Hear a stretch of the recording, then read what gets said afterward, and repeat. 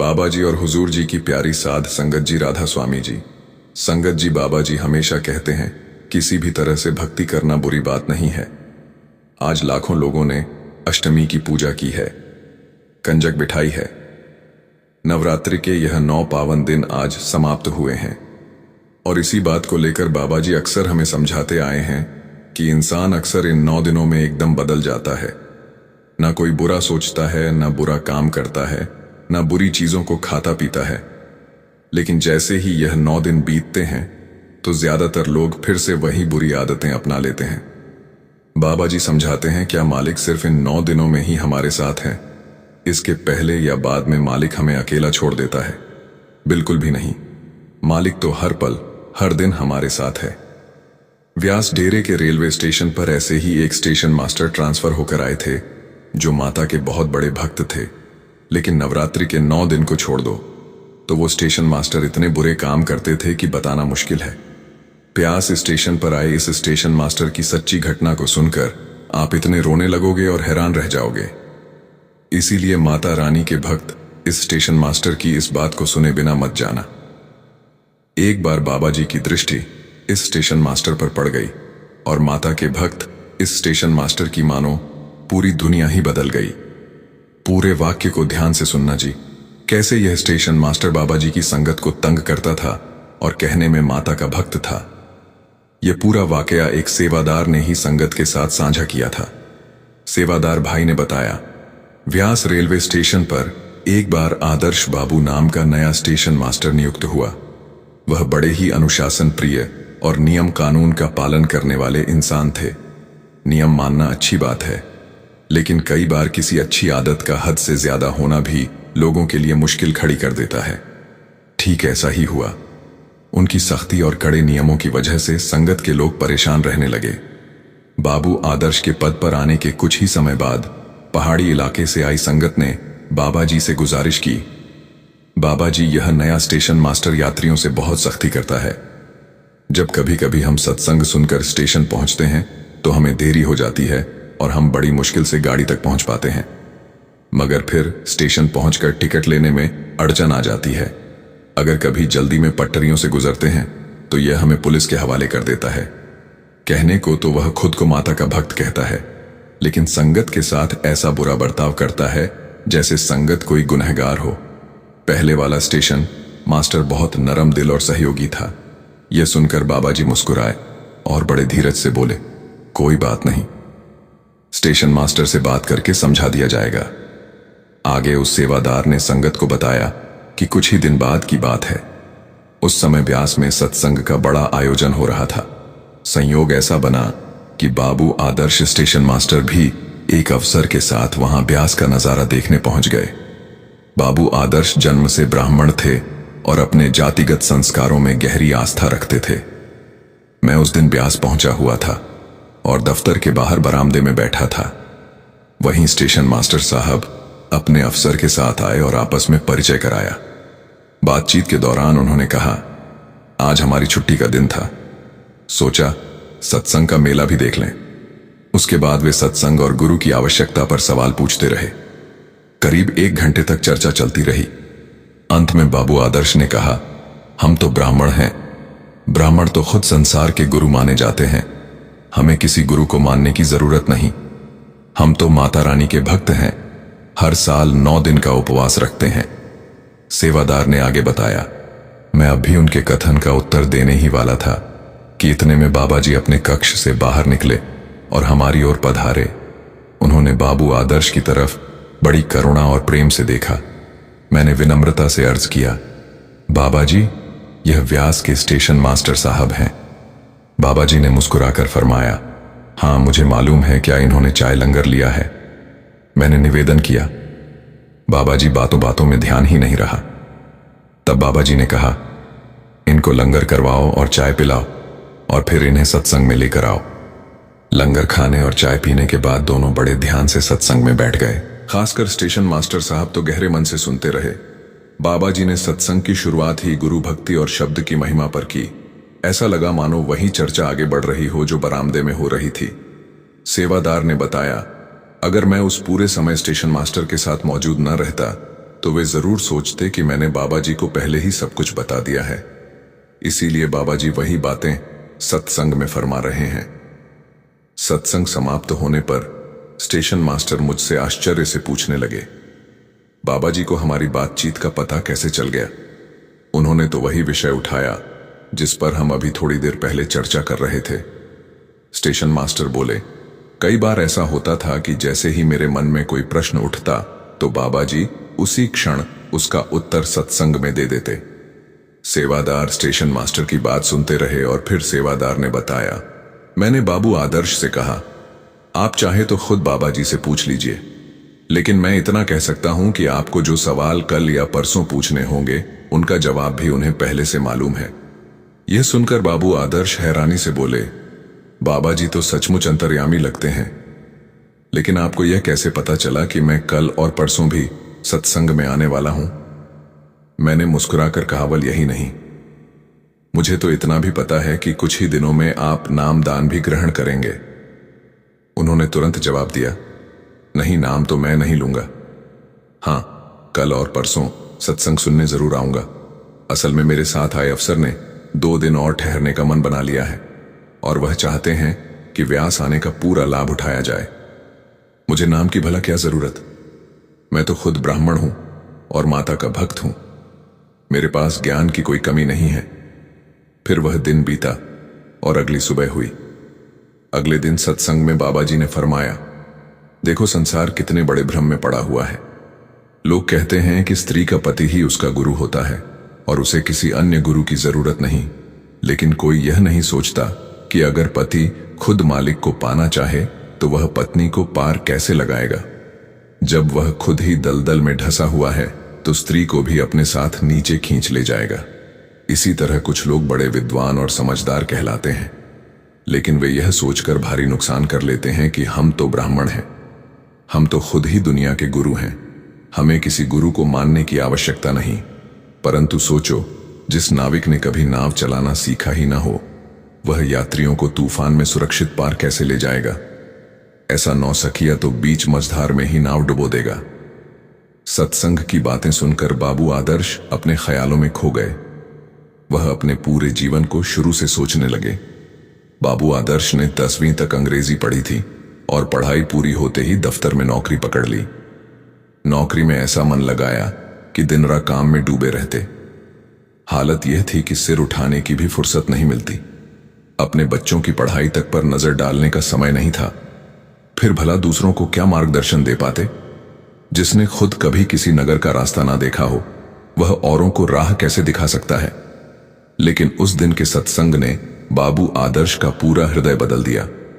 उनके भीतर की पुरानी धारणाएं, अहंकार और पूर्वाग्रह सब मिट गए। अब उनकी दिनचर्या ही बदल गई थी। रोज शाम को स्टेशन से सीधा व्यास के सत्संग घर पहुंच जाना उनकी आदत बन गई। सेवादार ने आगे बताया कि एक दिन वे मुझसे मुस्कुराकर कहने लगे, आपकी बात सच साबित होने जा रही है। मेरा मन नाम लेने के लिए तैयार हो गया है। जो सच्चाई है उसे स्वीकार करने से इनकार नहीं करना चाहिए। और सचमुच बाबू आदर्श ने नाम ले लिया। नाम तो और भी सैकड़ों लोगों ने लिया था, लेकिन उनमें तो जैसे एक नया जीवन ही उतर आया। वह अब पहले वाले बाबू आदर्श नहीं रहे। वे दिन रात भजन में डूबे रहने लगे। जब भी सरकारी काम से थोड़ी सी फुर्सत मिलती, तुरंत भजन में जा बैठते। ड्यूटी के समय भी मन को सिमरन में लगाए रखते, गुरु के ध्यान में तल्लीन रहते। कई बार तो ऐसा होता कि कुर्सी पर बैठे बैठे ही भीतर शब्द इतनी शक्ति से गूंज उठता कि उनकी आंखें अपने आप बंद हो जाती और हाथ में पकड़ी कलम ठहर जाती। मन इतना निर्मल और विनम्र हो गया था कि वे अपने माताहतों को कभी ऊंची आवाज में पुकारते भी नहीं थे। उन दिनों के ज्यादातर स्टेशन मास्टर रात की ड्यूटी खुद करने से बचते थे और यह जिम्मेदारी अपने माताहतों यानी अपने नीचे वालों पर डाल देते थे। लेकिन बाबू आदर्श ने अपने व्यवहार में पूरी तरह बदलाव कर लिया था।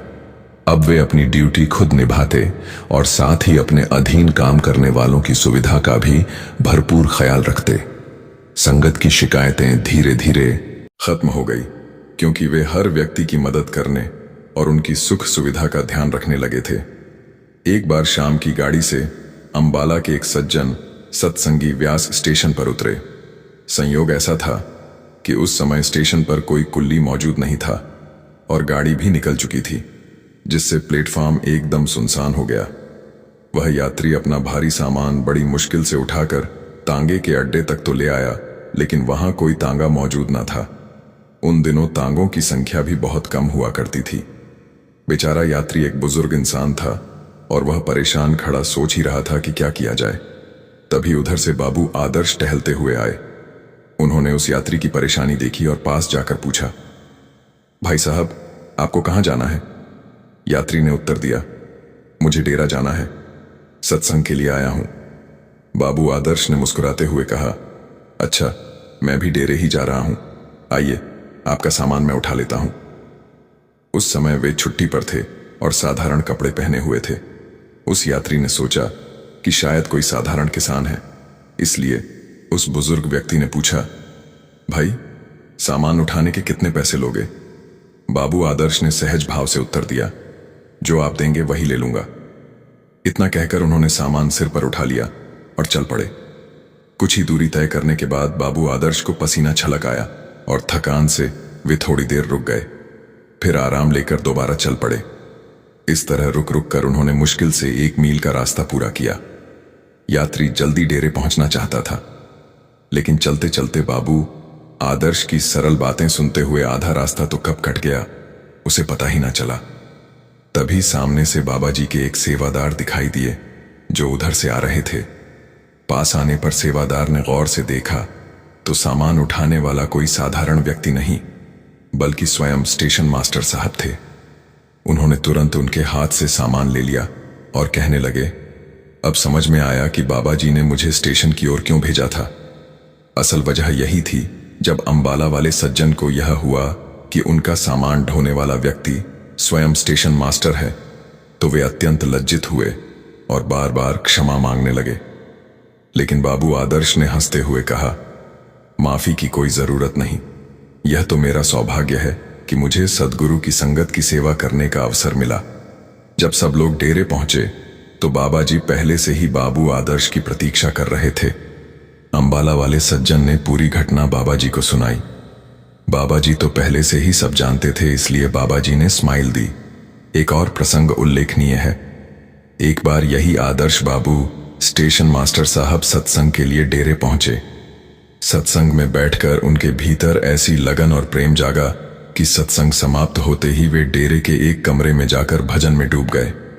ध्यान इतना गहरा हो गया कि तन मन का होश ही न रहा। दिन से कब रात हो गई पता ही न चला।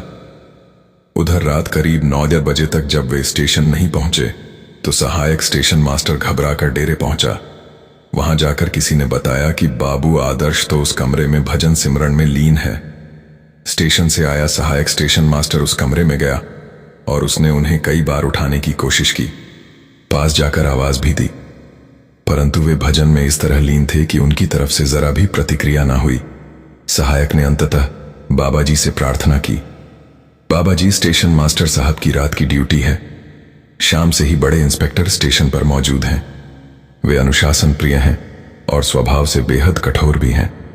अगर स्टेशन मास्टर साहब ना पहुंचे तो बड़ी समस्या खड़ी हो जाएगी। इस पर बाबा जी ने फरमाया, जाओ आदर्श बाबू को अभी भजन से उठाओ और कहो कि फौरन स्टेशन पहुंचे, और हां, मेरे ड्राइवर साहब को कह दो कि उन्हें कार में बिठाकर स्टेशन तक छोड़ आए।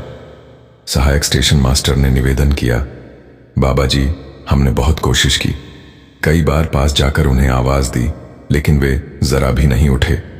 इस पर बाबा जी ने मुस्कुराकर फरमाया, अच्छा रहने दो, बैठे रहने दो, जो होगा देखा जाएगा। सहायक स्टेशन मास्टर जब डेरे से लौटा तो बेहद चिंतित था। रास्ते में बड़बड़ाता जा रहा था, अब तो स्टेशन मास्टर साहब जरूर बर्खास्त कर दिए जाएंगे। उनकी जगह काम मैं भी नहीं कर सकता, क्योंकि बड़ा इंस्पेक्टर जानता है कि आज मैंने छुट्टी ली हुई है। स्टेशन का सारा हिसाब किताब, रजिस्टर और तिजोरी की चाबी भी तो बाबू आदर्श साहब के पास ही है। लोगों ने उसे दिलासा दिया, शायद बड़ा इंस्पेक्टर सो गया होगा, लेकिन उसने तुरंत जवाब दिया, साहब सोने वालों में से नहीं है।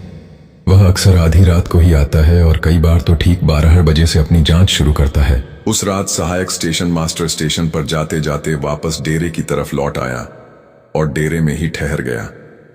स्टेशन जाकर बड़े इंस्पेक्टर का सामना करने की हिम्मत उसमें बिल्कुल न थी। पूरी रात उसकी आंखों के सामने इंस्पेक्टर का सख्त चेहरा घूमता रहा। सुबह होते ही उसने स्टेशन मास्टर को उठाया और उन्हें स्टेशन ले जाने लगा, लेकिन संगत के लोग जोर देकर कहने लगे वह तब तक स्टेशन नहीं जाएंगे जब तक बाबा जी के दर्शन ना कर लें। उधर बाबा जी भी प्रातःकालीन भजन में लीन थे और देर तक ध्यान लगाया करते थे। सुबह जब बाबा जी बाहर आए तो उन्होंने स्टेशन मास्टर जी को स्नेहपूर्वक आदेश दिया, बेटा अब फौरन अपने काम पर जाओ, अपनी ड्यूटी से कभी भी अनुपस्थित नहीं रहना चाहिए। यह वचन पाकर वे प्रसाद ग्रहण कर स्टेशन की ओर चल दिए। करीब 10 आन बजे जब वे स्टेशन पहुंचे तो देखा कि बड़े इंस्पेक्टर अभी वेटिंग रूम में ही बैठे थे। उधर स्टेशन मास्टर साहब नहा धोकर वर्दी पहन चुके थे और दफ्तर में रजिस्टर खोलकर रख दिए थे। चेहरे पर तनाव साफ झलक रहा था, मानो रात की अनुपस्थिति के परिणाम का सामना करने के लिए खुद को तैयार कर रहे हों। थोड़ी देर में बड़ा इंस्पेक्टर अंदर आया। उस समय स्टेशन मास्टर जी ने आदर से सारे रजिस्टर उसकी मेज पर रखते हुए कहा, साहब कृपया इनकी जांच कर लें। यह सुनते ही बड़े इंस्पेक्टर ने बड़ी हैरानी से उनकी ओर देखा और बोला, अब और कौन से जिले के रजिस्टर बाकी हैं? कल रात ही तो तुम सब रिकॉर्ड मेरे सामने रख चुके थे। मैंने उन पर अपनी टिप्पणियां भी दर्ज कर दी हैं। यह सुनकर स्टेशन मास्टर की आंखें नम हो गईं। मन में सद्गुरु के प्रति अपार प्रेम और कृतज्ञता उमड़ आया। वे चुपचाप दफ्तर से बाहर निकल गए।